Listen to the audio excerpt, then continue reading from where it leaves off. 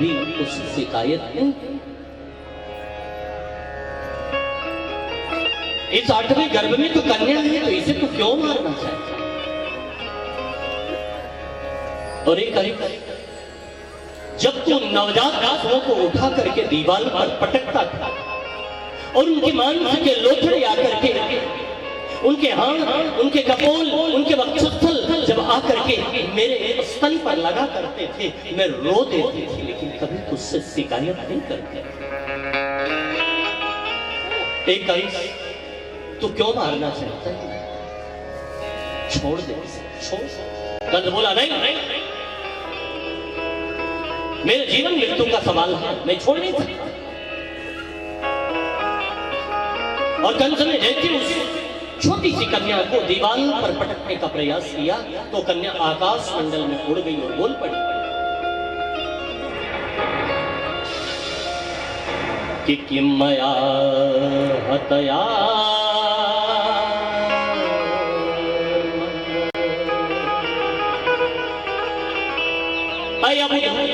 अय मूर्ख, तुम मुझे मारने का प्रयास कर रहा है और तुझे मारने वाला इस ब्रज 84 कोस में जन्म ले चुका। कंस घबराया, तो कहां है, पता तो बताती जाओ। कन्या बोली, पता नहीं बताएंगे, इतना ध्यान रखना, इस ब्रज 84 कोस में आ गया। कंस घबराया और रात्रि में आपातकालीन मीटिंग बुलवाई, इमरजेंसी मीटिंग। बड़े बड़े राक्षस आ गए, अघासुर, बकासुर, केची इत्यादि बड़े बड़े राक्षस आ गए। अब कंस ने आदेश कर दिया, जाओ 1 महीने के अंदर जितने भी बच्चे हुए हैं सबको मार दो।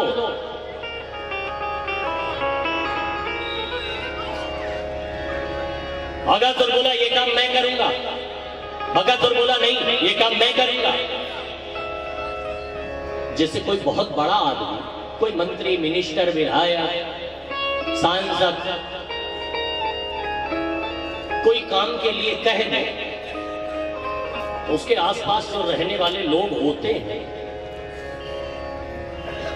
वो चाहते हैं ये काम अगर हम कर दें तो इनकी नजर में हमारी वैल्यू बढ़ जाए। तो बकासुर बोला, ये काम मैं करूंगा। बकासुर बोला, नहीं, ये काम मैं करूंगा। कंस भी बड़ा बुद्धिमान था, वो बोल पड़ा, पागल हो, 1 महीने का छोटा सा बच्चा कौन देगा तुमको?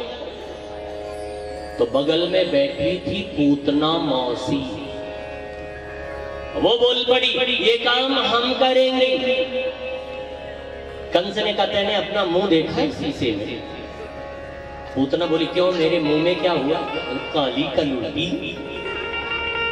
5-5 इंची के बड़े बड़े दांत, देखने लायक न सुनने लायक। कौन देगा अपना छोटा सा बच्चा तुझको? पूतना बोली, किस जमाने में जी रहे हैं आप? कंस बोला, क्यों? जमाना बदल गया। बोले, क्या हुआ? बोले, बड़े बड़े ब्यूटी पार्लर खुल गए, समझे? 45 मिनट में काले वाले लोग भी गोरे दिखने लगते हैं। पीओपी तो थोड़ी सी चढ़ानी है, 1 कोट के बजाय 2 कोट चढ़ा दे। हाँ? और बोले, ये 5-5 इंची के बड़े बड़े दांत आंखों का करोगी? बोले, याकी भी भेसाई हो जाती है, समझे? बोले, अच्छा, तो ठीक है, जाओ। और वाले भी अगर कोर कसर रही तो फिर लंबा घूंघट लगा लेंगे। घूंघट में कौन पहचाने कि कौन आ रही? तो जैसे गजब को श्रृंगार करी पूतना और सज धज करके जाने लगी। जैसे ही सज धज करके जाने लगी तो नंद बाबा के यहाँ तो हजारों लोग दर्शन करने जा रहे थे। लाला वाल वाल गोलियां सब, पूतना भी चली जा रही थी, गजब का श्रृंगार का। और यहाँ सुखदेव जी पूतना के श्रृंगार का वर्णन कर रहे हैं कि पूतना जब सज धज करके चली तो कितनी सुंदर। वहाँ के कपोल कैसे लग रहे थे, वहाँ की आंखें कैसी लग रही थी, वहाँ की कमर कैसी लग रही थी, वहाँ की कलाइयां कैसी लग रही थी। इतनों गदर को श्रृंगार करके पूतना चली जा रही थी। परीक्षित जी बोल पड़े, गुरु जी माफ करना, थोड़ा सा आपको बीच में टोक रहे हैं। बोले क्यों, क्या हुआ, बोलिए। बोले इतनी सुंदर सुंदर गोपियां हैं, किसी गोपी के इतना श्रृंगार का वर्णन नहीं है जितना आपने पूतना को इस तरह, और स्त्री के विषय में आप इस तरह कह रहे हैं। बोले भैया ये पूतना कौन है तुम नहीं जानते क्या? ये भगवान को आज से नहीं चाहती। बोले फिर ये पूर्व जन्म से भगवान को चाहती है। बोले गुरुजी कौन है ये पूतना? बोले भैया ये महाराज बलि की कन्या है रत्नमाला। जब भगवान वामन रूप में बलि के यहाँ पधारे तो इसके मन में विचार आया कि काश अगर ये मेरा बेटा होता तो मैं इसको अपनी गोदी में बैठा करके इसको अपना स्तनपान करा। भगवान समझ गए उसके मनोरथ और मनी मन आशीर्वाद देते हुए बोल पड़े, इस जन्म में नहीं लेकिन अगले जन्म में आपके इस मनोरथ को मैं जरूर पूर्ण करूंगा। अच्छा, लेकिन वही वामन भगवान जब दो पग में सब कुछ नाप लिए तो वही रत्नमाला बोली, अगर ऐसा करता तो उनके गला दबा के मार डालता। भगवान बोले चलो फिर अब इसका भी इंसाफ करेंगे कि कौन गला दबा के मारेगा। वही रत्नमाला पूतना बनी, गजब का श्रृंगार करके चली जा रही थी। सब रास्ता साफ करानी, हटो हटो हटो हटो हटो। एक गोपी देखती बोल पड़ी, कौन है, कौन आ गई? इतना आओ भगत तो हमने किसी की नहीं देखा। कौन है?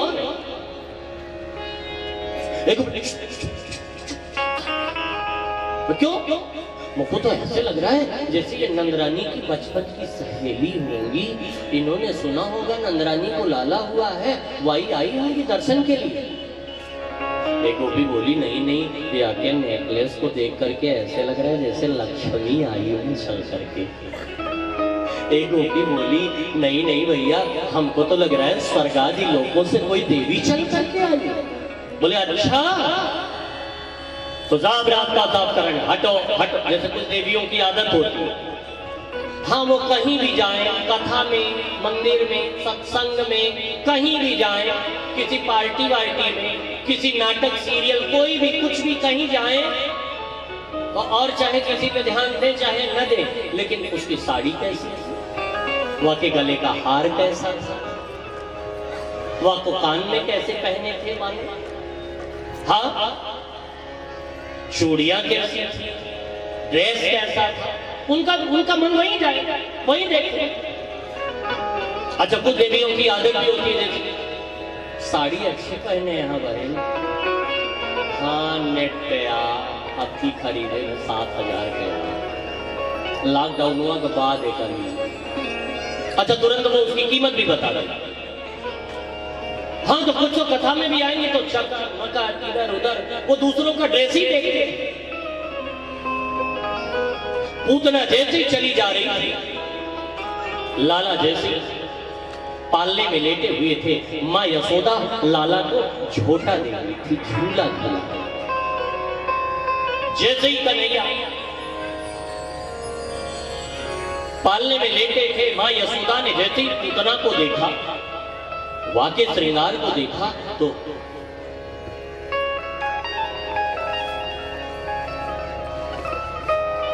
जैसे ही देखा तो महाराज यशोदा मैया बोला पड़ी कि भैया बहन एक काम कर। बोले क्या? तुम जरा मेरे लाला को झोटा दो, झूला झूलाओ, और मैं जरा आगे की व्यवस्था देख करके आ रही। तो जैसे ही यशोदा मैया लाला के पालने का फुन्ना पकड़ाया हाथ में, पूतना की कन्हैया अभी तक तो हाथ पैर चला चला करके खूब खेल रहे थे, लेकिन जैसे ही पूतना को देखा लाला ने तो तुरंत महाराज लाला ने अपने नेत्र बंद कर लिए, शरीर एकदम शिथिल पड़ गया। परीक्षित घबरा गए, गुरुजी क्या हुआ, पूतना के जहर का असर हो गया क्या? बोले नहीं पागल। बोले फिर क्या हुआ? आखिर कन्हैया ने अपनी आंखें क्यों बंद कर दी, लाला ने अपने नेत्र क्यों बंद कर दिए? बोले भैया कन्हैया के नेत्र बंद करने का एक कारण नहीं है, कई कारण। आखिर लाला ने नेत्र क्यों बंद किया? आइए दो चार कारण आपको दर्शन करवाएं कि आखिर कन्हैया ने पूतना को देखते ही नेत्र क्यों बंद किया, क्या कारण? पहला कारण, शायद मेरे लाला ने सोचा होगा कि पूतना का नाम भी बढ़िया नहीं, काम भी बढ़िया नहीं, तो का देखे इनको, है ना? क्योंकि पूतना लोकबाल घिनी राक्षसी रुधिरा सदा, ये बाल घातनी है, बच्चों का रक्त पीने वाली, तो क्या देखे? शायद मेरे लाला ने इसलिए नेत्र बंद कर लिया होगा। लेकिन किसी संत ने दूसरा जवाब दिया, दूसरा भाव रखा, नहीं नहीं इसलिए नहीं। बोले फिर ध्यान से सुनना पड़ा। शायद मेरे लाला ने सोचा होगा कि भगवान की दाहिनी आंख में वास है सूर्य का और बाईं आंख में चंद्रमा का। लाला ने सोचा होगा कदाचित अगर मैंने नेत्र खोल करके देखा और सनलाइट और मून लाइट दोनों एक साथ पड़ी और फोकस ज्यादा हुआ, प्रकाश ज्यादा हुआ, और अगर ये अपने वास्तविक स्वरूप में आ गई तो तब तो सारे ब्रजवासी इसको पहचान जाएंगे। अच्छा, जब इसको पहचान जाएंगे तो जो ये करने आई है वो कर नहीं पाएगी। अच्छा, जो ये करने आई है यदि वो नहीं कर पाएगी तो मुझे जो करना है मैं वो नहीं कर पाऊंगा। शायद मेरे लाल ये नेत्र बंद कर लिया। लेकिन किसी संत ने तीसरा भाव रखा, नहीं नहीं इसलिए नहीं, शायद मेरे लाला ने इसलिए नेत्र बंद कर लिया होगा कि आए तो है माखन मिश्री खाने, आई पूतना मौसी पहले ही जहर पिलाने आ गई। माखन मिश्री तो खाया ही नहीं, जहर पिलाने पहले ही आ गई। तो ये जहर बहर पीने वाला डिपार्टमेंट हमारा तो है नहीं, ये किसका है? जहर बहर पीने वाला डिपार्टमेंट किसका है? हाँ, किनका किनका? बोलिए बोलिए। हाँ, भोले बाबा का। हाँ हाँ, तो शायद मेरे लाला ने नेत्र बंद करके भोले बाबा को ध्यान किया होगा। हाँ, क्या कि ए भोले बाबा आइए और जहर जहर आप पी लीजिएगा, दूध दूध हम पी लेंगे। हाँ, शायद मेरे लाला ने इसलिए नेत्र बंद कर लिया। लेकिन किसी संत ने चौथा भाव रखा, अगला भाव, आखिर कन्हैया ने नेत्र क्यों बंद कर लिया? चौथा भाव ध्यान से सुनना। शायद मेरे लाला ने सोचा होगा अगर कदाचित मैंने पूतना को नेत्र खोल करके देखा, अब पूतना ने नेत्र खोल करके मुझे देखा और मेरे नेत्र और पूतना के नेत्र आपस में टकरा गए, तब क्या होगा? हाँ?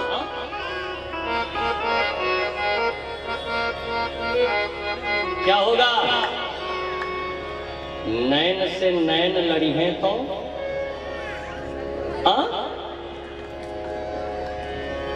देखो, जानते सब है लेकिन बोलेगा कोई ना। हाँ, लाला ने सोचा कि कदाचित अगर मैंने नेत्र खोल करके पूतना को देखा और पूतना ने नेत्र खोल करके मुझे देखा और मेरे नेत्र और पूतना के नेत्र आपस में टकरा गए और अगर मुझे पूतना से प्रेम हो गया, क्योंकि प्रीतिर नयन योगता, अगर मुझे पूतना से प्रेम हो गया तो प्रेम ने इसको कैसे मारे? क्योंकि प्रेम में तो किसी को मारा नहीं जाता। क्योंकि प्रेम कहना आसान है, करना बड़ा कठिन है। क्योंकि प्रेम परिचय को पहचान बना देता है और प्रेम वीराने को गुलिस्तान बना देता है। मैं आप भी कहता हूं गैरों की नहीं, प्रेम इंसान को भगवान बना देता। प्रेम इंसान को भगवान बना देता। क्योंकि वेदना यदि हृदय में न होती तो हृदय पाषाण बन गया होता। मधुरिमा कंठ में न होती तो सप्त विषपान बन गया होता। और वासना यदि प्रेम को न छलती तो प्रेम वरदान बन गया होता। और याचना यदि भक्त को न होती तो भक्त भगवान बन गया। याचना यदि भक्त को न होती तो भक्त भगवान बन गया होता। क्योंकि प्रेम ही यदि पाप है तो पुण्य किसका नाम है। और प्रेम ही अपकर्म है तो सत्कर्म किसका नाम है। प्रेम ही अपकर्म है तो सत्कर्म किसका नाम है। लेकिन आजकल के प्रेमियों ने तो प्रेम के नाम को बदनाम करके रख दिया। हाँ, फोन से बतियाएंगे तो तकिया और बिस्तर से बतियाएगा। वास्तव में प्रेम क्या है जानते हैं? प्रेम की परिभाषा क्या है पता है आपको? कल आप सुनेंगे प्रेम कहते किसे हैं। प्रेम की व्याख्या कल का यही दिखा होगा। प्रेम साधारण शब्द नहीं है। नारद भक्ति सूत्र का 254वां सूत्र है, प्रेम स्वरूपम अनिर्वचनीयम। कल आप सुनेंगे प्रेम की परिभाषा क्या। अच्छा, पहले तो प्रेम होता था, आजकल तो प्यार होता है। हाँ, और प्यार का पहले ही शब्द अधूरा। वास्तव में प्रेम है क्या? कल आप सुनेंगे। लाला ने सोचा कि अगर मुझे कदाचित पूतना से प्रेम है, क्योंकि भगवान कहते तो यही है ना, अरे राम ही केवल प्रेम पियारा और जानी ले जो जान निहारा। राम ही केवल प्रेम पियारा जानी ले जो जान निहारा। राम ही केवल। भगवान को प्रेम प्रिय है। लाला ने सोचा कदाचित अगर मुझे मेरे नेत्र और पूतना के नेत्र आपस में टकराए और मुझे अगर पूतना से प्रेम हो गया तो, क्योंकि लाला की आंखों में जादू। लाला को जादू करने की जरूरत नहीं है साहब, ना ना, वो तो भैया एक बार उनकी नजरों से नजरें जिनकी मिल जाती हैं, लोग उन्हीं के दीवाने हो जाया करते। तभी तो मैं हमेशा कहा करता हूं, मैंने शायद किसी दिन बताया भी था कि भैया न मुझे पीने का शौक था न पिलाने का शौक था, मुझे तो बस नजरें मिलाने का शौक था। लेकिन मेरी नजरें उन्हीं से मिली जिनको नजरों से पिलाने का शौक था। और एक बार बाकी बिहारी की नजरों से नजरें मिल जाए साहब, लोग उसी के दीवाने हो जाते हैं। तभी तो हम गाया करते, कहा करते कि बिहारी तेरे नजरों में, अरे बिहारी तेरे नजरों में जादू है, बिहारी तेरे नजरों में जादू है, बिहारी तेरे नजरों में जादू है, बिहारी तेरे नजरों में जादू है, बिहारी तेरे नजरों में जादू है, जादू है, जादू है,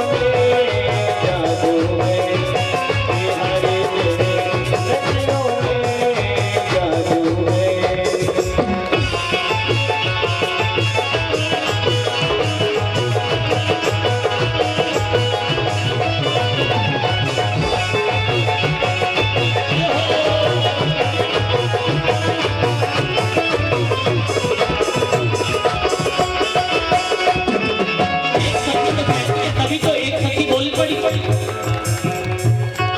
कि तेरी सखी बात आंखों ही आंखों में कुछ यूं हो गई, बात आंखों ही आंखों में कुछ यूं हो गई कि मैं उनकी हो गई और वो मेरे हो गई। एक बार उनकी नजरों से नजरें मिली, मैं उनकी दीवानी हो, इसलिए तो कहा करते हैं साधु भली तेरी आंखें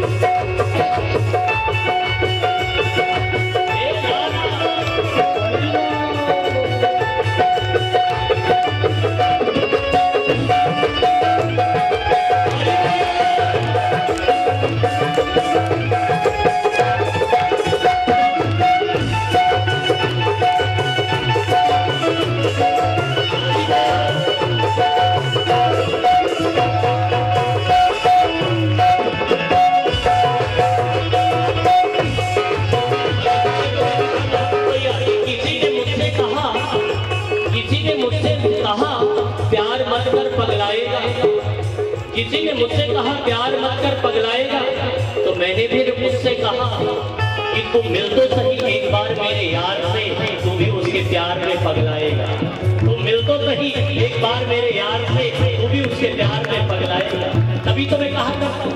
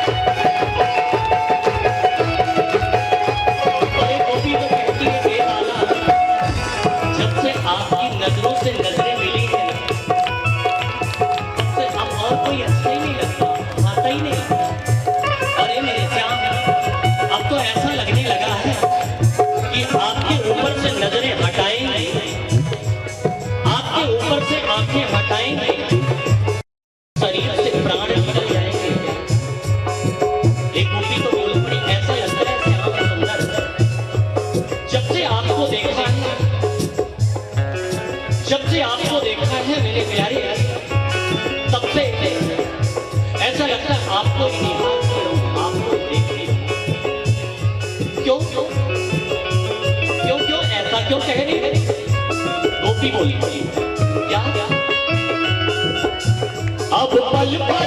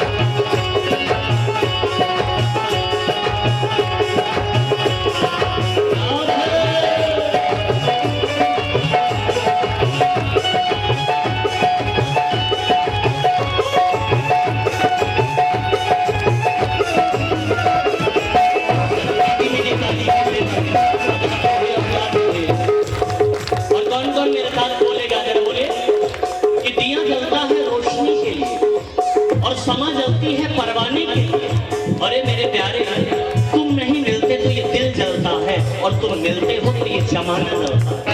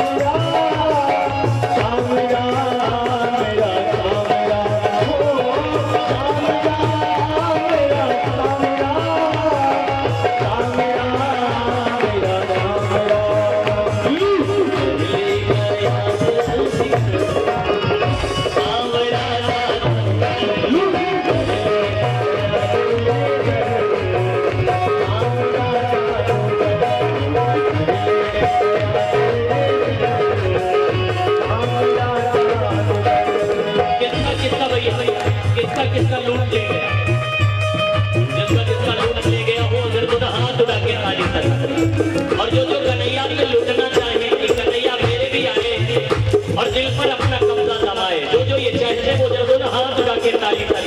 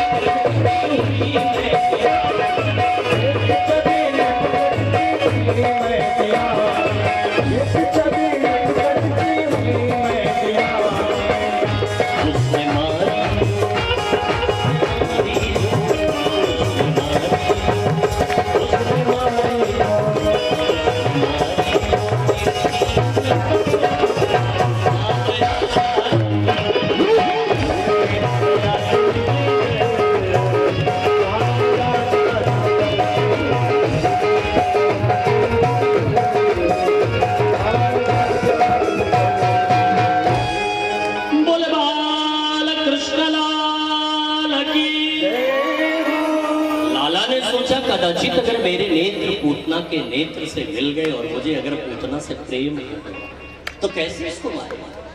शायद मेरे लाला ने इसलिए नेत्र को बंद कर लिया, लेकिन पूतना जैसे सोच रही थी कि जैसे हर बच्चे को उठाती गोदी में बैठाती स्तन में मुंह लगाते सबको राम नाम सत्य हो जाता, वैसे इनके साथ भी होगा।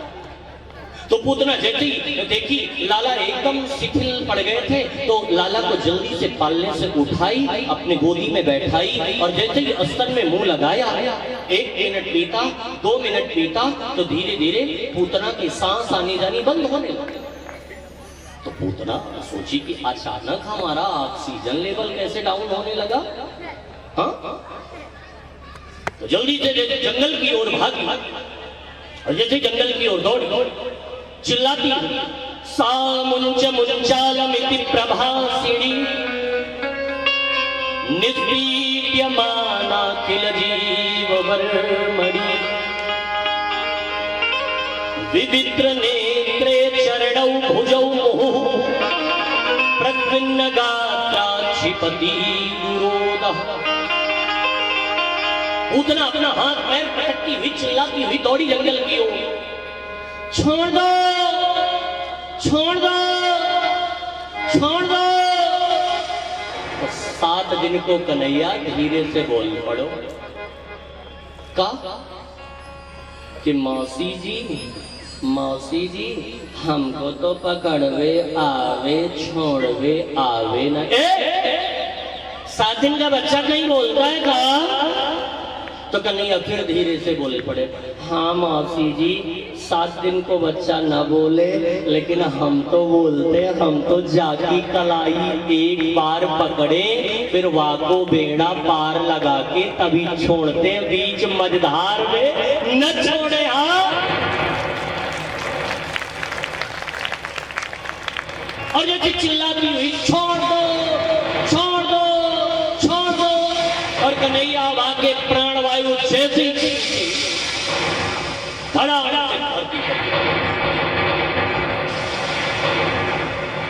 अच्छा वो तो भगवान का लाख लाख सुख की पीछे की ओर मेरी आगे नहीं गिरी। हाँ, क्योंकि पूतना कोई 2, 4, 5 फुट की थोड़ी न थी, मोटी ताजी। हाँ, 3 गंभीरती में वाके शरीर थे और वाके शरीर के नीचे जितने भी पेड़ पौधे आए सब चूरन चटनी है। भागवत में लिखा है कि चूर्णया मासराजे, जितने भी वाके शरीर के नीचे पेड़ पौधे आए सब चूरन चटनी। और ऐसे धड़ाम से धरती पर गिरी पूतना। महाराज आप जैसे ब्रजवासियों को पता चला कि लाला को मारवे के ताई राक्षसी आई थी तो सब दौड़े दौड़े, ग्वाल वाल गोपियां सब दौड़े दौड़े चले जा रहे। और भैया सब रास्ता साफ कराने लगे, हटो हटो हटो। जल्दी से यशोदा मैया जैसे ही पहुंची, देखा तो लाला पूतना के ऊपर बैठे बैठे खेल। और जैसे ही यशोदा मैया लाला को भाई ली अपनी गोदी में, जैसे ही लाला को अपनी गोदी में लेकर के पुरोहितानी मैया के पास आई तो पुरोहितानी मैया डांट फटकार लगाते हुए बोली पड़ी। जैसे पुरोहितानी मैया बोली, है यशोदा ते पागल है गई है का? बोले का तेने अपनी गोदी में राक्षसी को दे दी, लाला को राक्षसी की गोदी में दे दी तेने? यशोदा मैया बोली, मैया मोकू का पता कि वो राक्षसी आई गई थी, वहां तो ऐसो सज धज करके आई थी कि मोकू ऐसे लग रहा था जैसे स्वर्गादि लोकों से कोई देवी चल करके आई हो। अब आप बताओ क्या करें? बोले ले चलो लाला को गौशाले। और ले गई लाला को गौशाले। लाला के पूरे शरीर में गोरज लगाया, गोमूत्र से स्नान करवाया और गाय की पूंछ से झाड़ा देने लगे। और हाँ, कुछ मंत्रबंध भी गाने लगे, कुछ जैसे मंत्रबंध गाने लगे। आइए हम लोग भी जरा झाड़ा फूका लगाए। हमारी भी कथा में नजर वजर लगी हो किसी को, तो भैया जरा झाड़ा फूका लगाए, जैसे भैया यशोदा लगा रहे। कैसे? इंद्रिया विरसी केस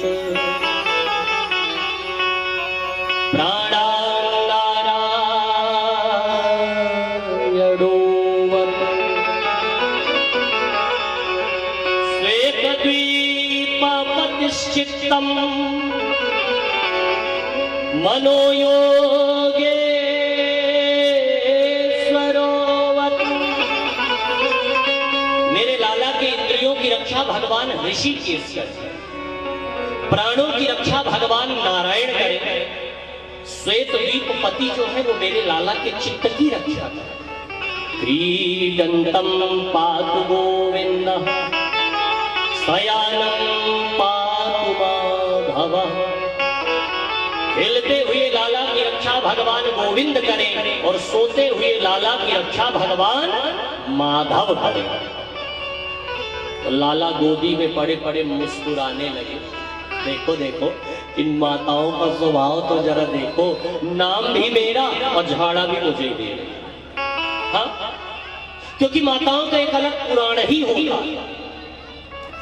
आपने सुना उसका नाम वात्सल्य पुराण।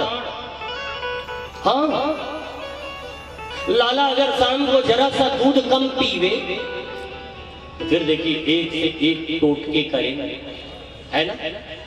राई नोन वारेंगी, दीपक जलाएंगी और भैया एक से एक बात बोलेंगे, जो मेरे लाला को नजर लगाया हो उसकी आंख फूट जाए या हो जाए, सब बोल देंगे। हाँ, अच्छा दो चार यदि बैठी हो तो एक आध उसमें तो जरूर ये बोल देंगे, काल का घूर घूर देखत रहे लीपी ना आज लिही। हाँ, एक आध उसमें से जरूर कह देंगे, हम तो कभी ना इनका आजमायो है, हाथ पियत क्योंकि देख ले तो आफत। हाँ, बोल देंगी आप। लाला गोदी में पड़े पड़े मुस्कुरा रहे थे। देखो देखो माताओं का स्वभाव तो। और जैसे झाड़ा फूका लगाया लाला को, और इधर ब्रजवासियों ने क्या किया, पूतना के मरे हुए शरीर को पूरे ब्रज में घसीटा और यमुना के किनारे ले जाकर के 5 चिता बनाई और वाके शरीर को 5 भागों में काटा और जैसे चिता में लिटाया, आग जलाई तो दिव्य सुगंध निकली। परीक्षित फिर बोल पड़े, गुरुजी 1 मिनट रुकिए। बोले क्या हुआ? आप क्या हुआ? बोले अभी अभी आप कह रहे थे पूतना का नाम भी बढ़िया नहीं, काम भी बढ़िया नहीं, तो एक बात बताइए। बोले क्या? पूतना के शरीर से फिर सुगंध भी कैसे निकली? जब नाम, अरे भैया सीधी सी व्याख्या, जो माँ के जैसी हो वही तो है मौसी। जो माँ के जैसी हो वो कौन है? मौसी। इसलिए कहते हैं मौसी, माँ के जैसी हो। और कन्हैया बोल पड़े, महाराज सुखदेव जी बोल पड़े, जैसे माँ यशोदा लाला को अपना स्तनपान कराती थी, वैसे ही पूतना भी कन्हैया को अपना स्तनपान करा रही थी, माँ के जैसी ही कर रही थी। तभी तो कन्हैया ने उसे कह दिया, अरे ये तो बिल्कुल माँ के जैसी है, ये तो भैया मौसी है। और तब से लोग मौसी कहेंगे। हाँ, अच्छा, पूतना के चरित्र से कितनी सुंदर शिक्षा मिलती है। पूतना के इस चरित्र से कितनी सुंदर शिक्षा दिया है भगवान। क्योंकि पूतना क्या करती है, भगवान से मिलने जाती है तो अपने स्तन में कालकूट नामक विष लगा देती है। भगवान को दूध पिलाने जाती है। अच्छा, हम लोग भी जाते हैं दूध पिलाने भगवान, आप लोग भी जाते हो भगवान को दूध चढ़ाने, है ना? लेकिन आप में और पूतना में क्या फर्क है जानते हैं? भगवान पूतना को क्यों वही गति दिए जो मां यशोदा को लाला ने बाद में दिया, पता है? क्योंकि भैया पूतना बाहर तो जहर लगाई थी, लेकिन अंदर क्या था? दूध। अच्छा, हम लोग क्या करते हैं, बाहर तो दूध लेकर के जाते हैं लेकिन अंदर जहर भरे रहते हैं, है ना? अब भगवान संदेशा क्या देना चाहते हैं कि भैया बाहर कितना भी जहर भरा हो, लेकिन अगर अंदर तुम उतना की तरह दूध की तरह श्वेत बन करके जाओगे, सफेद बन करके जाओगे, तो भगवान तुझे कभी नहीं ठुकराएंगे, अपना नहीं। इसलिए बाहर समाज में कितना भी जहर हो, झंझट हो, उसको किनारे करो, लेकिन भगवान के पास जब जाओ तो दूध की तरह श्वेत बन करके जाओ, निर्मल पवित्र बन करके, स्वच्छ बन करके जाओ। भगवान ने पूतना का उद्धार किया, सक्तासुर को भेजा, सक्तासुर का उद्धार हुआ, तृणावर्त को भेजा, तृणावर्त का उद्धार हुआ। भोले बाबा आए अपने चेला जी के साथ दर्शन कर गए। भोले बाबा को दर्शन दिया भगवान ने, और फिर आगे चल करके लाला धीरे धीरे बड़े होने लगे तो लाला का नामकरण करने का नंबर आ गया। वसुदेव और देवकी जी, देवकी मैया बोल पड़ी गर्गाचार्य जी से कि बाबा आपको जानते हो, नंदरानी के यहाँ जो लाला पल रहा है वो नंदरानी को ना है, हमारो है। अगर आप मेरे लाला को नामकरण कर देंगे तो बड़ी अच्छी बात होगी, लेकिन बाबा एक बात याद रखना। बोले कहा, यह बात पड़ोसी को भी नहीं पता चलनी चाहिए। बोले ठीक है। भैया गर्गाचार्य जी चल दिए नामकरण करने के लिए, और जैसे ही नामकरण करने के लिए जा रहे थे, रात हो गई, शाम हो गई, नंदरानी के महल का दरवाजा बंद हो चुका था। और जैसे गर्गाचार्य जी पहुंचे तो हुआ क्या कि महाराज अपना चादर निकाला, अपना दुपट्टा निकाला, नंदरानी के दरवाजे पर डाला, चबूतरे पर लेटे सो गए। प्रातः काल हुई, जैसे नंदरानी के महल का दरवाजा खुला, नंद बाबा ने देखा दरवाजे पर सन। नंद बाबा बड़े प्रसन्न हो गए, वाह बाबा आज तो मेरा जीवन धन्य हो गया, आप मेरे दरवाजे पर पधारे। क्योंकि पुराने जमाने में किसी के यहाँ कोई संत आ जाए, विद्वान आ जाए, महापुरुष आ जाए, तो लोग होली दिवाली का त्योहार मान बैठते थे। ऐसा लगता था जैसे बहुत बड़ा उत्सव आ गया हो उनके जीवन में। आज भी आप इधर महाराष्ट्र चले जाइए, साउथ इंडिया की तरफ, दक्षिण भारत की तरफ चले जाइए, हम लोग तो जाते रहते हैं। एयरपोर्ट से ही इतना स्वागत, इतना सम्मान। अभी हम लोगों की यात्रा थी इधर बेंगलोर साइड, तो जैसे एयरपोर्ट से बाहर निकले हम लोग, बाजे गाजे नगाड़े राग माला। हमने कहा कि भैया एयरपोर्ट में ऐसे बोले गुरुजी आज तो हमारा जीवन धन्य हो गया, आप मेरे यहाँ पधारे। और फिर दरवाजे पे पहुंचे तो सुंदर सुंदर रंगोलियां, दोनों तरफ दीपा, जैसे घेर के अंदर प्रवेश। गुरुजी एक मिनट, दरवाजे पे पहले चरण धोलेंगे, अब पूरे घर में छिड़केंगे, और भैया फिर टीका, फिर माला, आरती, और फिर भैया जैसे ही ले गए बैठाया जलपान। हमने कहा वाह क्या स्वागत। आजकल की तरह नहीं था व्यवस्था है जैसे आजकल लोग करते हैं। पुराने जमाने में क्या व्यवस्थाएं हुआ करती थी। लोग अपने दरवाजे पर कितने बढ़िया बढ़िया भागवत के श्लोक लिखा करते। सच्चिदानंद रूपाय विश्वोत्पत्त्यादि हेतवे तापत्रय विनाशाय श्री कृष्णाय वयं नमः। रामचरितमानस की चौपाइयां लिखा करते। मंगल भवन अमंगल हारी द्रवो सुदर्शन अजित मंगल भवन अमंगल हारी प्रभु सुदर्शन अजित। धीरे धीरे जमाना एडवांस हुआ, लोग पढ़े लिखे होने लगे तो शब्द छोटे हो गए, लिखने लगे लोग। स्वागतम सुस्वागतम, है ना? लोग और पढ़े लिखे होने लगे, इंग्लिश का जमाना आया, लोग लिखने लगे वेलकम, मोस्ट वेलकम। लोग और पढ़े लिखे होने लगे, अब दरवाजे पे नहीं गेट पे लिखा जाता है कुत्तों से सावधान। और हाँ कहीं कहीं एरो भी बना रहता है।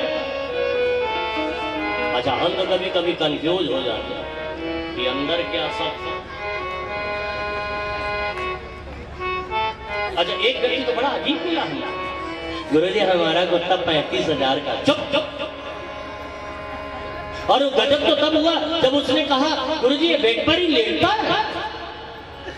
हमने कहा भैया हमारे यहाँ शास्त्रों में कुत्ते का शरीर यदि हमारे शरीर से स्पर्श हो जाए तो बिना स्नान किए शरीर पूजा के योग्य नहीं रहता। पागल हो तो? अरे ठीक है जीवों पर दया करो, लेकिन इसे अपनी गोदी में घुमाओ। और भैया एक जगह तो हम लोग बैठे थे तो उनकी श्रीमती के लिए गोदी में हाय हाय मेरा बेटा, मेरा बच्चा, मेरा बाबू, और हाँ उसको चूम रही थी। हमने कहा अरे पागल है क्या ये? इतना प्यार अपने बच्चे से कभी नहीं किया होगा। हमने कहा भैया थोड़ा सा दो। ठीक अच्छा अच्छा। हमने कहा गाय भी पाला? नहीं कोई करने वाला नहीं। हमने कहा धिक्कार है तेरी जिंदगी पर। जिसके घर में गाय न हो, जिसके घर में भैया गोविंद ना हो, वो कैसा हिंदू? और हिंदू नहीं, हम तो हमेशा कहा करते हैं कि भैया गाय से ही सबकी उत्पत्ति हुई है, वो चाहे हिंदू हो, चाहे मुस्लिम हो, चाहे सिख हो, चाहे ईसाई हो।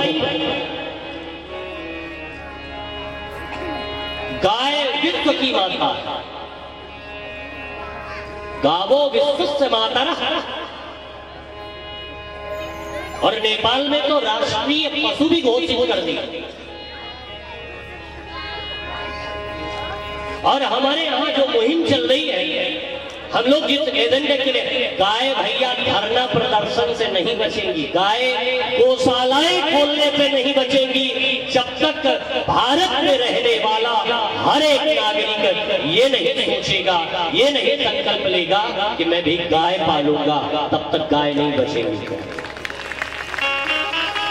और नोट कर लीजिए, जिसके घर में गाय होती है उसके घर में कभी भी न कोई भूत बाधा आती है, न कोई प्रेत बाधा आती है। नोट कर ले, जो भूत बाधा प्रेत बाधा से पीड़ित हो वो अपने घर में एक देसी गाय पाल करके देख ले, नित्य उसको एक रोटी और गुड़ खिला करके देख ले प्यारे, मैं गारंटी से कह सकता हूँ 41 दिन के अंदर अगर उसके घर से ये सारी विघ्न बाधाएं दूर न चली जाएं तो फिर आकर के मुझसे।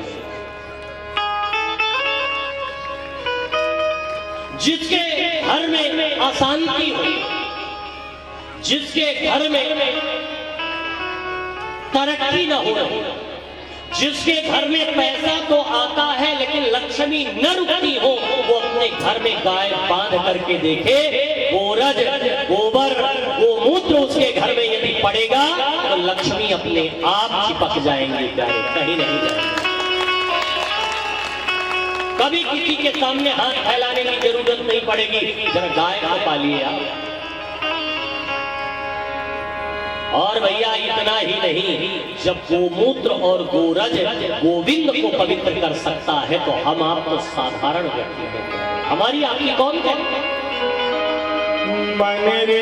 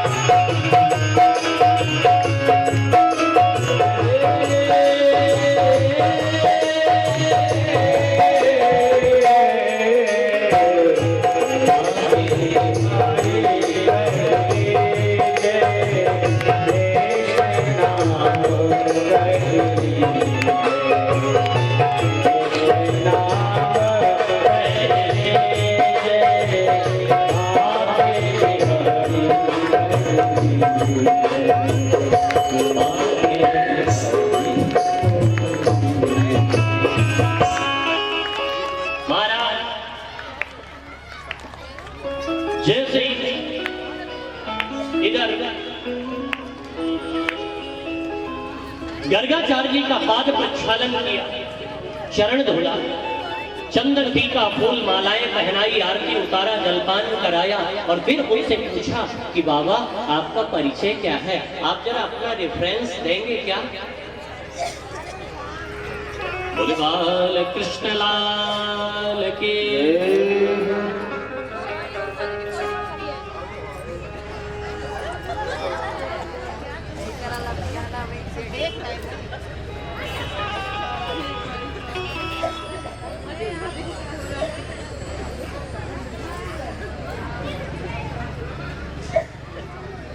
लड़ लड़ लड़ हम घरे वाले हमका कुछ कहवे नहीं करेंगे चाहे जौन करिए। बाद में आओ पहले बैठक, घरे वाले हैं हम, गदेला खिलाओ बापन आराम से। अच्छा हम सोच रहे थे कि प्रायः कथा में होता है कि माताएं इनको चाहे जितना मना करो ये बोलेंगी, बात करेंगे, लेकिन हमने सोचा जलेसरगंज में शायद ये रिकॉर्ड टूट जाएगा। आज 5वां दिन है, 6ठा दिन, 5वां दिन है ना? ये बोलती नहीं, बात नहीं करती, लेकिन आज पता चला यह रिकॉर्ड कैसे टूटेगा, है ना? तो आपस में कुटर कुटर कुटर कुटर कुटर कुटर लड़ लड़ कथा गंभीरता। और माफ करना, मैंने कोई डायरी, कोई पेन, ऐसी कॉपी, कोई रजिस्टर नहीं बना। मैं आपकी नजरों को पढ़ करके बोलने का प्रयास करता हूं। हाँ, और फिर आप जरा सा असावधानी किए तो फिर मुझे मत कहना भैया, फिर मुझे क्या, मैं भी आपको, इसलिए भैया हमारे बड़े सुंदर भजन गा रहे थे, हमने कहा कि भैया भजन ज्यादा मत गाइए, कथा की ओर से। और अगर आपको थोड़ी सी बात हो तो अच्छा, बहुत दिन में मिलती है तो बात भी करना जरूरी है ना? तो अगर आपको ज्यादा बात करनी हो माताओं की तरफ, तो थोड़ी देर हम लोग अपना भजन वजन कीर्तन करें, आप लोग बतियाए ले। हाँ, और अगर बतिया चुके हो तो फिर कथा करें, क्योंकि इतने बड़े बुजुर्ग, इतने सब वयोवृद्ध ज्ञानवृत्त श्रोता बैठे हैं और इतनी रात गए। हम तो आप सबके लिए भैया इतनी देर, वरना मेरा तो विचार था 5 बजे कथा बंद, लेकिन जब मनोज भैया ने कहा कि नहीं भाई गुरुजी, हम सोचते हैं कि हमारे सारे बाजार के जितने भी भक्त हैं वो भी कथा का आनंद ले पाए, तो थोड़ी सी देर तक। तो हमने कहा ठीक है भैया, आपकी जैसी मर्जी। तो भैया आप लोग भी उसमें जरा सहयोग करो। मैं जबरदस्ती नहीं कहता कि आप कथा में बैठो, ना अच्छा लगे बिल्कुल आप उठ के जा सकते हैं, कोई उसमें जबरदस्ती नहीं। या कोई टिकट थोड़े ना कि 50-100 रुपए का लिया है बेकार चला जाएगा, कोई टिकट कोई चार्ज थोड़े ना। इसलिए आप गंभीरता से बैठेंगे तभी आनंद आएगा। और फिर कथा में मेरा किसी से संबंध नहीं, उसी से मेरा संबंध होता है जिसका कथा से नाता होता है। और कथा में अगर आपने विघ्न डाला तो मेरा कोई किसी से संबंध नहीं। व्यास गद्दी से बात सबसे संबंध, सबसे मैं सबसे निभा सकता हूं, लेकिन कथा में अगर कोई बाधक बना तो फिर भैया मेरी तो नहीं बनेगा इससे। इसलिए मैंने पहले ही दिन बताया था कि कथा में अलर्ट होकर के गंभीरता के साथ। बोले बाल कृष्ण लाल की जय हो। कहां कथा कर रहे हैं? हाँ? कहां कर रहे थे बताओ? आप अच्छा सब बिना ध्यान से सुन रहे हैं क्या? हाँ, कहा था क्या सुनता ही नहीं ना? अच्छा इस फालतू बैठे भैया, इसमें सारग्राही श्रोता बैठे। मुझे याद है, मैं तो पूछ रहा था आपसे कि देखें आप भी गंभीरता से सुन रहे हैं। गर्गाचार्य जी नंद बाबा के यहाँ पधारे और गर्गाचार्य जी से नंद बाबा ने रेफरेंस पूछा, परिचय पूछा कि बाबा आपका परिचय। तो गर्गाचार्य जी ने कितना बढ़िया अपना परिचय कि गर्गः पुरोहितो राजन् यदोनां सुमहत्तपः। मैं यदुकुल का आचार्य हूं, गर्गाचार्य मेरा। अच्छा, यदोनां अहमाचार्य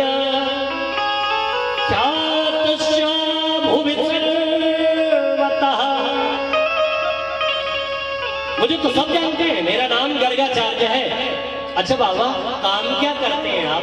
भैया किसी की शादी कराना हो, किसी के जनेऊ संस्कार कराने हो, किसी के नामकरण कराने हो, सोई काम अपना है। नंद बाबा बोले, बाबा बड़ी चौकी आंधी लाई आपने, हमारे यहाँ भी दो दो लाला है, अभी काऊ लाला को नामकरण ना भयो, अगर मेरे लाला को नामकरण कर देते तो कितनी अच्छी बात थी। गर्गाचार्य जी बोले, माफ करना, हम आपके लाला का नामकरण नहीं कर सकते। बोले क्यों? क्योंकि मैं यदुकुल का आचार्य हूं, और अगर मैंने आपके लाला का नामकरण किया और ये बात अगर कंस को पता चली तो कंस को बिल्कुल कंफर्म हो जाएगा कि देवकी का 8वां गर्भ कोई और नहीं है, नंद के यहाँ पल रहा लाला ही है। क्योंकि आप कोई काम शांतिपूर्ण ढंग से तो करते नहीं, हल्ला बोल करते। हाँ, मैं आपके लाला का नामकरण संस्कार तभी कर सकता हूँ जब आप एकांत में, गौशाले में, अकेले में करवावे तब। और ये बात पड़ोसी को भी ना पता चलनी चाहिए। बोले ठीक है। अब गर्गाचार्य जी जैसे दौड़े दौड़े गए यशोदा मैया के पास, यशोदा मैया से बोल पड़े, ए यशोदा, बड़ो चोखो ज्योतिषी आया है, हम अपने लाला को नामकरण संस्कार वाई से करवावेंगे। हाँ। यशोदा मैया बोली, हाँ तब तो हम अपने लाला को नामकरण संस्कार में पूरे ब्रज को, चूल को नौता देंगे। हाँ। अच्छा, चूल को नौता कैसे होता जानते हैं? चूल को नौता कैसे होता बता? हाँ, अरे भैया ब्रज में तो ऐसे ही बोलते हैं, ए बाबा आज आपको चूल को नौता है। अच्छा लाला। अच्छा, चूल को नौते में कैसे होता पता? बच्चे से लेके बूढ़े तक, सुबह के ब्रेकफास्ट से लेकर के शाम के डिनर तक का भोजन उसी के यहाँ करते हैं जिसके यहाँ चूल को नौता होता है। और भैया गांव में जिसको बोलते हैं चूल्हिया उचार, ऐसे बोलते हैं ना? हाँ, हमारे यहाँ तो गांव में ऐसे ही बोलते हैं, आज चूल्हिया उचार मिलता। यशोदा मैया बोली, पूरे ब्रज को चूल को नौता देगी। नंद बाबा बोले, पागल है गई ये कहता है। बोले क्यों? हम कोई ना कोई उत्सव करते हैं तो देखो कोई ना कोई राक्षस भेज देता है कंस, और हम अपने लाला के जीवन में संकट लाना चाहते हैं का? बोले नहीं। बोले फिर एक काम करते हैं। बोले क्या? नामकरण अभी करा ले और फिर भंडारा बाद में करें। बोले ठीक है। अब जैसे ही चलिए आप व्यवस्था कीजिए, मैं लाला को लेकर के आ रही हूं। और यशोदा मैया रोहिणी मैया से बोल पड़ी, ए बहन चलो अपने लाला को नामकरण करवाने चलना है, लेकिन एक बात याद रखना बहन। बोले क्या? बोले हम अपने लाला को नामकरण संस्कार किसी चोखो ज्योतिषी से करवावेंगी, खड़िया पलटन बाबा से न करवावेंगी। हाँ। रोहिणी मैया बोली, इसका मतलब परीक्षा लोगी क्या? बोले और नहीं तो क्या? बोले अच्छा परीक्षा कैसे लोगी? बोले काम करते। बोले क्या? बोले मेरे लाला का रूप मुझसे मिलता जुलता है और तेरे लाला का मुझसे, तो लाला की अदला बदली कर ले। अगर चोखो ज्योतिषी होगो तो फट बता देगो, और खड़िया पलटन बाबा होएगो तो ना बता पावेगो। अच्छा ब्रज में तो ऐसे ही बोलते हैं, ए भैया कुछ आवे जावे कि खड़िया पलटन बाबा है। रोहिणी भैया बोली, हाँ बात तो बिल्कुल चौखी कही आपने। बोले ठीक। अब लाला की अदला बदली की और लेकर के चल दी, और जैसे ही पहुंचे स्वस्ति वाचन हुआ, हवन इत्यादि कर्म हुआ, नामकरण की बारी आई तो यशोदा मैया बोली, बाबा मैं बड़ी हूं तो मेरे लाला का नामकरण जरा पहले कर दो। गर्गाचार्य जी की निगाह जैसे नंद बाबा नंद रानी की गोदी में बैठे हुए लाला के ऊपर पड़ी तो बोल पड़े, अरे वाह मैया बड़ी चालाक है आप। मैया बोली, क्यों क्यों ऐसे क्यों कह रहे हैं बाबा? बोले आपकी गोदी में बैठा हुआ लाला आपको तो है ना है। मैया बोली, हमारो ना तो का पड़ोसी का लेकर के आई हूं का? बोले नहीं मेरे कहने का मतलब वो नहीं है। बोले फिर क्या कहना चाहते हैं बाबा? गर्गाचार्य जी बोली कि अयम हिरोहिणी पुत्र रमयन् सुहृदो